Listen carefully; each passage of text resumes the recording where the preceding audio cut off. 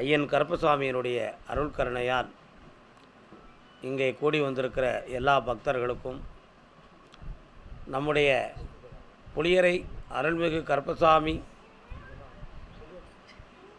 பக்தர்களை உலகமெங்கும் நம்முடைய கருப்பசாமியினுடைய அருள்நிறை காட்சிகளையும் ஆழ்ந்த வாக்குகளையும் ஒவ்வொரு நிகழ்வுகளையும் மன நெகிழ்வோடு பார்த்து நெஞ்சார துதித்து சாமியுடைய கருணையை உணர்ந்து ஆன்மீக ஞானத்தையும் புரிந்து துதித்து கொண்டிருக்கிற உலகவாழ் பக்தர்கள் அனைவருக்கும் எனது வாழ்த்துக்களும் எனது ஆசிகளும்.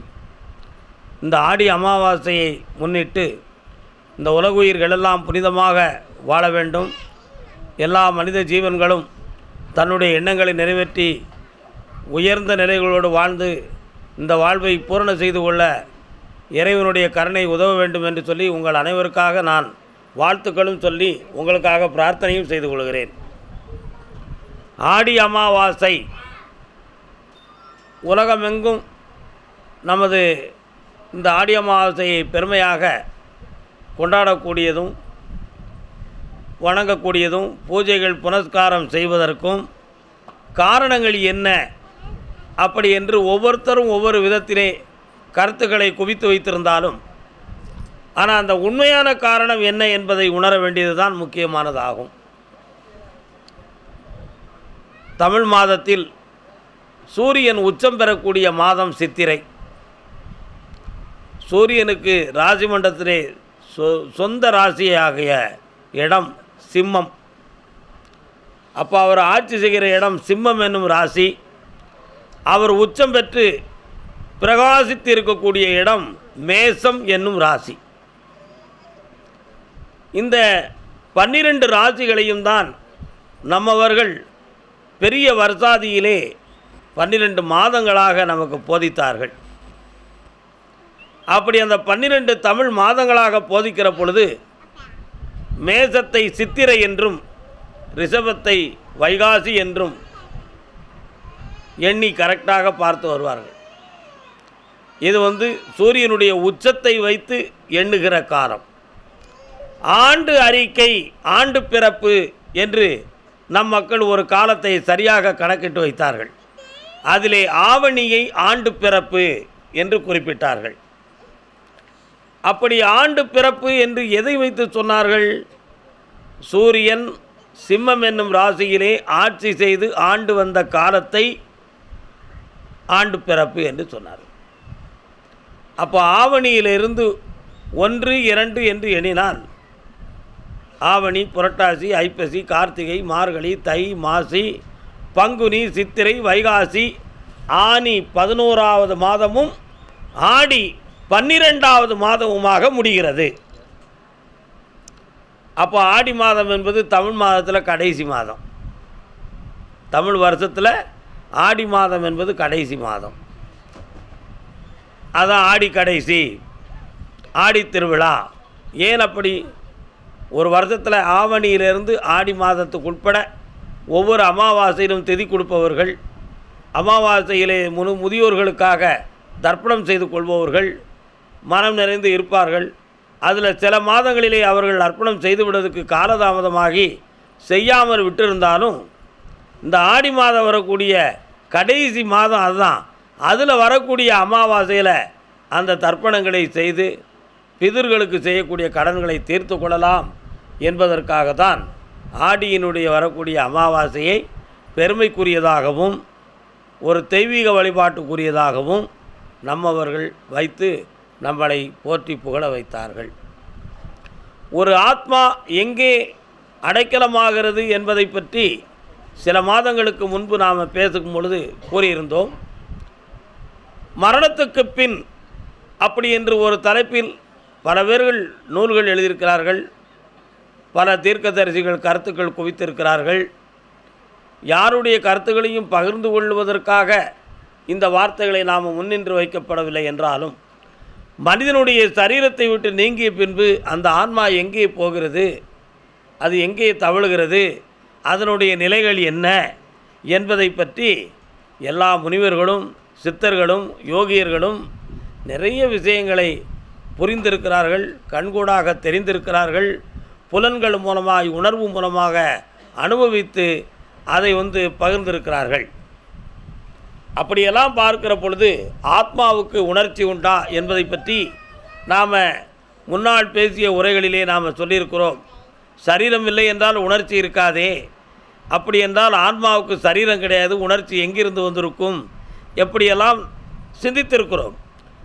ஆத்மாவுக்கு மனம் உண்டுமா என்பதை நாம் அறிந்து பார்க்கும் பொழுது மூளையின் நரம்பியலில் இருந்து தானே மனசே தொடங்குகிறது.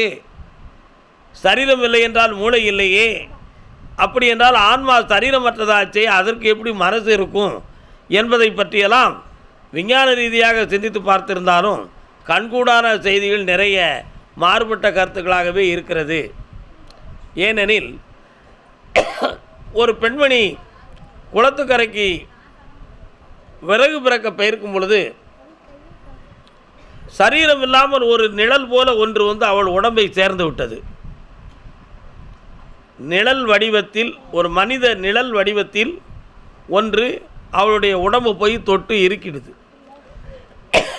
அந்த தொட்டு இருக்கிய நிழல் போன்ற அந்த சக்தியை அவளால் உடலை விட்டு வெளியே எடுக்க முடியவில்லை. தவித்தாள், மனவேதனை அடைந்தாள், பைத்தியம் போல் உளறினாள், நிறைய குழப்பங்களை சுமந்தாள். ஆனால் கடைசியாக அவளை உட்கார வைத்து மனம் மெய் ஞானம் என்னும் ஒரு சித்துக்களின் வாயிலாக உட்கார வைத்து கேட்கிற பொழுது அவள் புறப்பட்ட இடத்தையும் நடந்த விஷயத்தையும் அந்த ஞானி அவளுக்கு எடுத்து கூறினார். இந்த இடத்துக்கு நீ விறகு பிறக்க போயிருந்த, அப்பொழுது நிழல் போல ஒரு சொரூபம் உன் உடம்பை தொட்டது, அதுதானே நீன்னா? ஆமாம். ஆனால் அவள் இப்பொழுது அதை சில விஞ்ஞான ரீதியாக பார்த்தால் மனமயக்கத்தில் சொல்லுகிறாள், பயந்து சொல்லுகிறாள் என்று சொல்லலாம். ஆனால் உண்மையிலே நடந்தது நாம் இப்போ கூறியது போல தான். நிழல் போல ஒரு சொரூபம் அவள் மேனியை பிடித்ததும் அந்த மேனியிலே ஐக்கியமானதும் அதற்கு பின்பு மனம் மெய்ஞானத்தை தொடர்ந்து புத்தி மாறாட்டம் வந்ததும் உண்மை. அதை வெளியே எடுக்கிற பொழுது ஒரு சாட்சி பூர்வமாக அந்த ஞானி எடுத்தார். எப்படி சாட்சி பூர்வமாக எடுத்தார் அப்படி என்றால், நீ இந்த சரீரத்தை விட்டு வெளியே போவதற்கு எங்களுக்கு ஆதாரமாக என்ன காண்பித்து போவாய் அப்படி என்று கேட்டாள். அந்த குடும்பத்தில் உள்ள உறுப்பினர்கள் எல்லாருமே இருந்திருந்தார்கள். அப்பொழுது என்ன நடந்தது என்றால், அந்த நிழல் போல் சேர்ந்த அந்த ஆன்மா இவள் சரீரத்தை விட்டு வெளியே போகிற பொழுது அவள் தலையில் சூடியிருந்த பூச்சரத்தை இழுத்து வாசல் வரை இழுத்து போட்டுட்டு போயிடுது. ஆனால் சரீரம் இந்த இடத்தில் கிடந்தது, அந்த பூ மட்டும் அந்தரத்தில் பறந்து அங்கே போய் சென்று கிடந்தது. அதற்கு பின்பு என்ன நடந்தது எனக்கு தெரியவில்லையே என்று புதுமையாக எழுந்தாள் அந்த பெண்மணி. இதை ஏன் உங்களுக்கு நான் உணர்த்துகிறேன் என்றால், அந்த நிழல் போன்ற ஒரு சொரூபம் எது, அந்த சொரூபம் எது? சரீரமற்ற ஆத்மா என்பதுதான் ஆகும். அந்த ஆத்மா ஒரு புதிய சரீரத்தில் சேர்ந்தவுடன் எடுத்துக்கொண்ட நிகழ்வுகள் தான் அந்த பரிதாபமும் அந்த மனமாற்றமும் அந்த புத்தி மாறாட்டமும் ஏற்பட்ட நிகழ்வு. அது அந்த உடலை விட்டு நீங்குகிற பொழுது தான் போகிறேன் என்பதற்காக அது புரிந்ததே. நீ எப்படி போவாய், ஆதாரம் என்ன என்று அந்த ஞானி கேட்டதை அந்த ஆன்மா செவியார கேட்டதல்லவா? அப்போ அந்த புலன்களின் சக்தி அந்த ஆன்மாவில் இருந்தது என்பதுதான் உணர வேண்டிய உண்மை. புலன்களின் சக்தி அந்த ஆன்மாவில் இருந்தது என்றாலே அந்த ஆன்மாவுக்குள்ளும் ஒரு ஆழ்மனம் இருந்திருக்கிறது என்பது பொருளாகும். அந்த மனதுக்கு உருவம் கிடையாது, சரீரமும் கிடையாது, உருவமும் கிடையாது, திடப்பொருளும் அல்ல. ஆனால் உணர்வலைகளிலே அந்த ஈர்ப்பு சக்தி அதிலே மறைந்து இருந்திருக்கின்றது. இப்படி பற்பல ஆன்மாக்கள் இந்த உலகத்திலே மறைந்து தவழுகிறது. அப்படி தவழுகின்ற இடம் குளிர்ந்த நீரோட்டம், ஆழ்ந்த அருவி கரைகள், இருண்ட பசும் புல் போன்ற புதர்கள், இருட்டுகள் போன்ற இடங்களில்தான் இந்த ஆன்மாக்கள் தவழுகிறது. ஆனால் நம்முடைய விஞ்ஞான காலத்தில் எங்கு பார்த்தாலும் வெளிச்சங்களும் எங்கு பார்த்தாலும் மின்சார ஒளிகளும் தோன்றிய பின்பு இந்த ஆன்மாக்கள் அடைக்கலம் காண முடியாமல் ஆங்காங்கே தவித்தது. அதுக்கு காடு கரைகளும் குளிர்ந்த நீரோட்டங்களும் ஒவ்வொரு தாவரங்களிலும் வண்ண பூக்களிலுமே தவழ்ந்து கொண்டு இருக்கின்றன என்பதற்கு காரணங்கள் அவைகள்தான். இப்படி இன்னும் இந்த ஆன்மாக்கள் நம் கண்ணுக்கு தெரியாத இடங்களிலே அது தவழ்ந்து கொண்டு தான் இருக்கிறது. இதுதான் உண்மை. ஆகையினால்தான் அமாவாசை என்பது பெரிய இருட்டு. அந்த இருளிலே நம்முடைய முன்னோர்கள் சரீரமற்று இருந்த ஆன்மாக்களெல்லாம் பிறவி எடுக்காமல் சிலர் தங்கி இருந்திருக்கலாம். எங்கோ நதிகளிலேயோ பூக்களிலேயோ புதர்களிலேயோ பசும்புற்களிலோ அல்லது ஆழ்ந்த இருளிலோ தேங்கி இருந்திருக்கலாம். அந்த ஆன்மாக்களுக்கு உணர்ச்சி பூர்வமான பரிகாரங்களையும் தர்ப்பணங்களையும் நான் செய்துவிட்டால் அவைகள் ஏற்று சாந்தமடைந்து விடும் என்ற ஒரு பெரிய ஞானத்தை நம்மவர்கள் எழுதி ஆடி அமாவாசையில் தர்ப்பணம் செய்யுங்கள், ஒவ்வொரு அமாவாசை இருளிலுமே இந்த ஆன்மாக்கள் விழித்திருக்கும், அவைகளுக்கு செய்யுங்கள் என்று நமக்கு சாஸ்திரங்களை எழுதி வைத்தார்கள். அதுக்காக தான் நாம் இந்த அமாவாசையை எல்லாரும் கொண்டாடுதோம். குறுக்க ஒரு விஞ்ஞானி புகுந்தார். ஏன்னா ஞானத்தை பற்றி பேசும்பொழுது விஞ்ஞானத்தை பற்றியும் பேசணும் இல்லையா? விஞ்ஞானி புகுந்தார். உங்களுடைய கருத்துப்படியே வருவோம் சாமி, இந்த இறந்து போன ஆன்மா சரீரத்தை விட்டு நீங்கி ஆத்மா மறுபிறவி எடுத்து மனிதனாகவோ எறும்பாகவோ 8000 ஜீவ ஜந்துக்களில் ஏதோ ஒன்றாக பிறந்து அது வாழ்ந்து கொண்டு இருந்தால் நீங்கள் செய்யக்கூடிய தர்ப்பணம் யாருக்கு சாமி போகும்னு கேட்டான். கேள்வி சரியானதா தவறானதா? இந்த ஆத்மாவுக்கு மறுபிறவி உண்டுன்னு எல்லாரும் சொல்லிட்டேன். அப்படியே அந்த ஆத்மா மறுபிறவி எடுத்து ஏதேனும் ஒரு ஜீவசந்தாக பிறந்து வாழ்ந்து கொண்டு இருந்தால் நீங்கள் நதிக்கரையில் தர்ப்பணம் செய்கிறீர்களே, அந்த அர்ப்பணத்தை ஏற்பது எது அப்படின்னு ஒரு கேள்வி கேட்டாங்க. கொஞ்ச நாள் கழித்து அதுக்கு நம்ம ஆராய்ந்து பார்த்து பதில் சொல்லுவோமா? ஏன்னா அதுக்கு பதில் சொன்னால் நாஸ்திகமாக ஆயிருமோ அப்படின்னு ஒரு சின்ன பயம், வேற ஒன்றும் கிடையாது. அதனால் ஒருவேளை இறந்தவர்களினுடைய சரீரத்தின் பெயரை சொல்லி பிழைப்புக்காக இந்த சம்பவம் நடக்கிறதா அந்த தர்ப்பணம் என்பது அப்படின்னு ஒரு கூற்று இருக்குது.